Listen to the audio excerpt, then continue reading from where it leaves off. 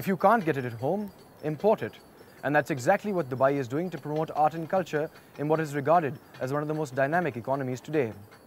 Hello, I'm Cyrus Vikiji, and I'd like to welcome you on behalf of the Dawn News Art and Culture Desk to a special presentation featuring Pakistan's role in Art Dubai 2008.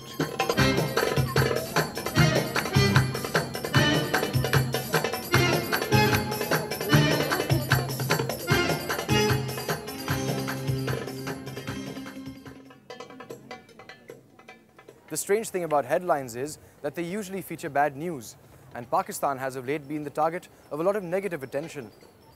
Art Dubai therefore comes at a crucial time. It represents an opportunity for these artists to paint a more complete picture of who we are as a people. Art Dubai has played host for the second time to an annual art festival featuring a lineup of 29 countries.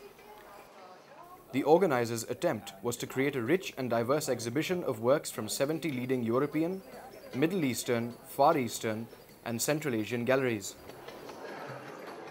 The setting for the 5-day festival was the majestic Madinat Jumeirah, with its quaint Middle Eastern architecture that formed an opulent and sultry backdrop to the auspicious occasion. Pakistan's participation was unique in several ways. To begin with, the work was exhibited in an outdoor pavilion, which was meant to be non-profit and non-commercial. I got a chance to speak to Salima Hashmi, the curator of the Pakistan Pavilion, to ask her about the themes and motivations driving Pakistan's participation in Art Dubai 2008. Well, an art fair, as in any other place in the world, is about the buying and the selling and the viewing of art. This particular art fair is only 2 years old. This is the second time it's happened. And normally it is private galleries from all over the world who come together, they show their work, their stable of artists, if you like. But it's a strongly commercial enterprise. For Pakistan to be offered a country pavilion was quite a unique instant. It's the only country that has been offered this opportunity, which is apart from the art fair per se.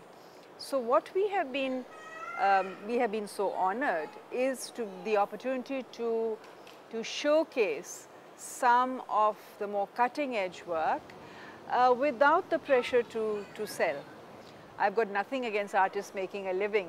You know, if art somehow does not sell or is not acquired, it doesn't give the artist opportunity to do more work.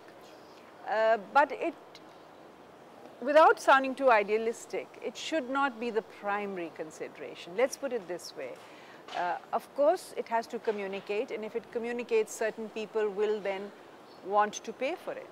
You're saying not to be idealistic. I would like you to perhaps be idealistic for a minute here and to tell me why the emphasis is so strong on it being non-commercial. Is it because artists feel I mean, I'm sure we both know the answer, but I mean, just to hear. Well, in selecting the artists, it was of no consequence. I wanted to look for serious work, even if it was very humorous. I wanted to look for artists or to select artists who are really pushing their own practice and pushing the parameters of the vocabulary of Pakistani contemporary art. So they would be leaders rather than followers. And most of them are young because I feel, you know, we have wonderful artists of the older generation in Pakistan, but perhaps the opportunity like this should be about fresh ideas, about new technologies, about vocabularies that are just at the point in which they are entering a new stage. So this was an opportunity to do that without the constraints that, oh, agar ye bika nahi to kya hoga? So there was none of that. It was, if somebody feels passionately about it and they would like to talk to the artist about acquiring it, fine. But that was not what this venture was about. A little bit about the theme of the Pakistan Pavilion that they've taken up, which is desperately seeking paradise. I mean, you mentioned that before as well. I sort of had this belief that, okay, I mean, generally as Pakistanis, we're very restless people. I think that this desire to better yourself, to make a better life for yourself and your children, is there inherently, you know, in our societies today. So it was conscious, this thought that Dubai is a dream location. Of course, when you come, you find paradise is flawed or it's just out of reach. And that was part of this sort of whole paradox, which is inherent in the title itself. So as curator, the challenge was firstly to try and bind it together in some kind of a framework, a curatorial framework.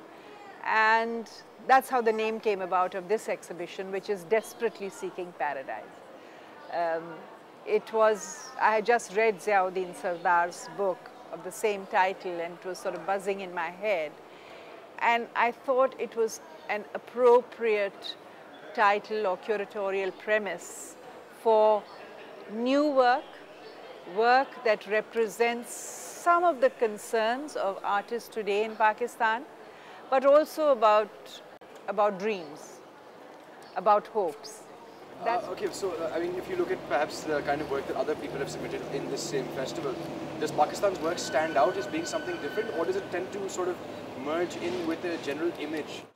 Well, right now in the last 3 days, we've had the world press, we've had curators from all over the world coming, we've had gallerists, we've had critics, and everyone has said what a surprise this show is. And so many people have come to me and said, this is so fresh, this is so unusual. It talks about so many issues, but it talks about those issues in a profound way, but also in a light-hearted way. You know, there's sort of in a way that says, this is us, you know, take us on our own terms. It was this insightful and fresh vision that drove the work of the Pakistan artists. Well, we're going to take a short break right now, but when we come back, we're going to find out what people thought about Pakistan's participation. So stay tuned.